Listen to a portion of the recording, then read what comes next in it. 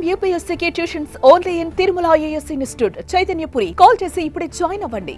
మాజీ ఎంపీ విజయసాయిరెడ్డి పలు కీలక వ్యాఖ్యలు చేశారు. వైసీపీ పార్టీని వీడటానికి గల కారణాలపై తొలిసారిగా స్పందించారు. జగన్ చుట్టూ కోటరీ ఉందని, దాని నుంచి ఆయన ఎప్పుడైతే బయటకొస్తారో అప్పుడే భవిష్యత్తు ఉంటుందని అన్నారు. కోటరీ నుంచి బయటకు రాకపోతే జగన్ భవిష్యత్తు కష్టంగా ఉంటుందని చెప్పుకొచ్చారు. ఆ కోటరీ వల్లనే జగన్ కు తాను దూరం అయ్యానని విజయసాయిరెడ్డి తన మనసులో మాటను బహిర్గతం చేశారు. వైసీపీలోని ద్వితీయ శ్రేణి నాయకులు తనకు జగన్ కు మధ్య అభిప్రాయ భేదాలు సృష్టించారని అన్నారు. జగన్ మనసును విరిచే ప్రయత్నం చేసి విజయం సాధించారు. 3.5 ఏళ్ల అవమానాలకు గురయ్యాను. తాను దిగిన ప్రతి మెట్ల మీద నుంచి కొంతమంది పైకి ఎక్కడం జరిగిందని, ఇందులో చాలా మంది పాత్రధారులు, సూత్రధారులు ఉన్నారని అన్నారు.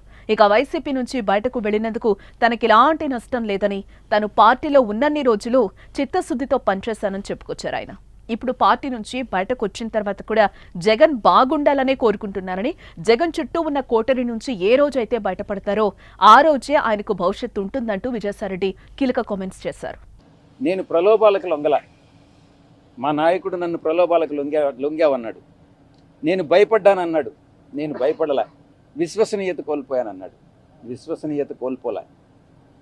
ఆ 3 యథాతిథిగా అప్పుడు ఎట్టున్నాయో ఇప్పుడు అలాగే ఉన్నాయి. మా నాయకుల్లోనే మార్పు ఉంది.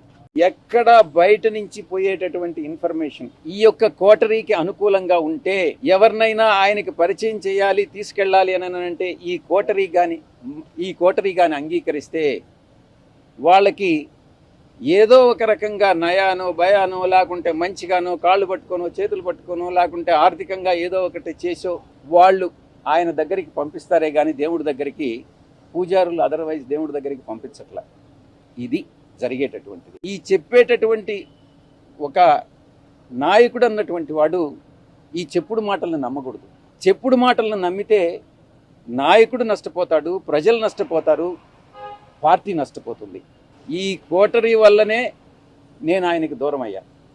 3.5 సంవత్సరం పాటు అవమానాలకు పాలై నేను దిగినటువంటి ప్రతి మెట్టు కూడా కొంతమంది పైకెక్కడం జరిగింది. వాళ్ళు పైకెక్కేదానికి ఉపయోగపడడం జరిగింది.